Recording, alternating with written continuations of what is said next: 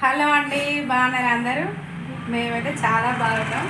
మా పిల్లలు చూడండి, ఈరోజు హాలిడే, సెకండ్ సాటర్డే, ఇంటికాడే ఉన్నారు. ఇదే ఫైటింగ్ వాళ్ళది. ఎప్పుడు కొట్టుకోవడం, తిట్టుకోవడం, మళ్ళీ కలిసి ఉండడం, అక్క అనడం, చెల్లె అనడం. చూడండి, పల్లవి ఎగ్గు ఇటు చూడండి. హాయ్ చెప్పు. సాయి నువ్వు హాయ్ చెప్పు. మీ అక్కలే సరిపోయిందే. మీ ఇంట్లో కూడా పిల్లలు ఇలానే అల్లరి చేస్తారా? మా ఇంట్లో అయితే ప్రతిరోజు అల్లరి చేస్తూనే ఉంటారు. ఏదో ఒక విషయం మీద కొట్టుకోవడం, తిట్టుకోవడం జరుగుతుంది. పొద్దున టిఫిన్ చేశారు. ఇప్పుడు వీళ్ళకి సొరకాయ కూర, అంటే అనపకాయ కూర తెలుసు కదా, సొరకాయ కూర విత్ చపాతీ. అందులోకి చపాతీ, అలాగే రైసు, పెరుగు, చారు ఇవన్నీ కావాలని చెప్పారు. ఇప్పుడు వాళ్ళ కోసం ఇవన్నీ చేస్తున్నాను నేను. రైస్ కడుక్కున్నాను. ఇదిగోండి రైస్ పెట్టాను, స్విచ్ చేశాను. ఇక్కడ చపాతీ పిండి పెట్టాను. ఇది కలిపి పెట్టుకుంటాను. కలిపి పెట్టుకున్నాక అనపకాయ సొరకాయ కోసుకుంటాను. ఫస్ట్ ఇది పిండి వాటర్ పోసి కలిపి ముద్ద పక్కకు పెట్టుకుంటాను. ఇదిగోండి చపాతీ పిండి కలిపి పెట్టుకున్నాను, పక్కకు పెడతా 10 నిమిషాలు. ఈలోపు సొరకాయ కట్ చేసుకుంటా. కట్ చేసుకొని కూర పొయ్యి మీద వేసేలోపు పిండి నానుతుంది, స్మూత్గా వస్తుంది చపాతీ. ఇదిగోండి సగం కట్ చేసుకున్నాను, ఇంకా ఉంది. ఈ ముక్క కూడా కట్ చేసుకుంటాను. ఇదిగోండి కట్ చేసుకున్నాను. అనపకాయలు కట్ చేసుకున్నాను, అలాగే ఉల్లిగడ్డలు కూడా కట్ చేసుకున్నాను. పొయ్యి మీద తాలింపు పెట్టాను.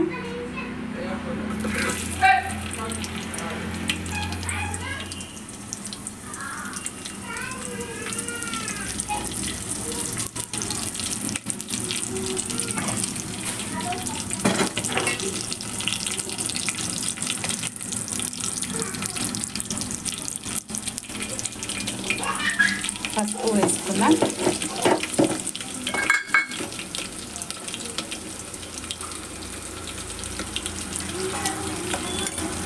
పసుపు వేసాను. తర్వాత ముక్కలు అందులో వేసుకున్నాం. వాటర్ పోయాల్సిన అవసరం ఏమి ఉండదు, ఎందుకంటే ఈ ముక్కలోనే వాటర్ చాలా వస్తుంది. ఈ ముక్కలతోటే కూర మొత్తం ఉడుకుండొచ్చు. వాటర్ పోసే కూర టేస్ట్ ఉండదు. మిరపకాయలు కొద్దిగా తీసుకుంటున్నాను. చాలా అంటే చాలా తాజాగా ఉన్నాయి. మిక్సీ పట్టుకుందాం. అన్నం స్విచ్ పైకి వచ్చింది, చూద్దాం. అన్నమైన పొగలు వెళ్తుంది, అన్నం ఉడికింది. కూర సగానికి ఉడికింది. కొద్దిగా మిక్సీ పట్టుకున్న పచ్చిమిర్చి ఉండే కదా, అది వేసాను. కలపెడదాం. కూరలో పచ్చిమిర్చి వేసాను కదా, ఇప్పుడు చపాతీ తాల్చుకుంటున్నాను. పిండి నానింది చేయబట్టి, చాలాసేపు నానబెట్టాం చేయబట్టి చూడండి ఎంత స్మూత్గా సాగుతుంది. చూడండి ఇలాంటిలా సాగుతుంది. ఓకే, రొట్టె తాల్చానండి. ఇప్పుడు ప్యాన్ పెట్టి చపాతీ కాల్చుతున్నాను.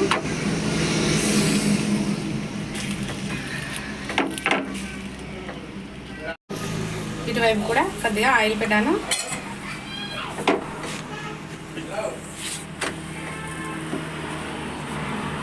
కాసేపు కాల్చుకుందాం. చపాతీ అయింది. చాలా అంటే చాలా వేడిగా ఉంది. ఇందులో మడత పెట్టాను. పెట్టి అలాగే మూత పెట్టుకోవాలి, ఎందుకంటే చపాతీ ఆరిపోతే గట్టిగా అవుతుంది చపాతీ. ఇంకొకటి కూడా వేస్తున్నాను.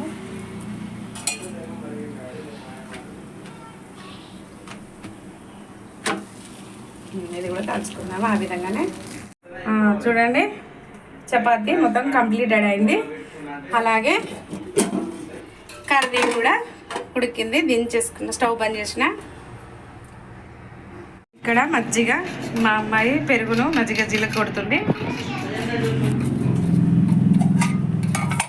అలాగే చింతపండు చారు, రైస్ కూడా అయింది.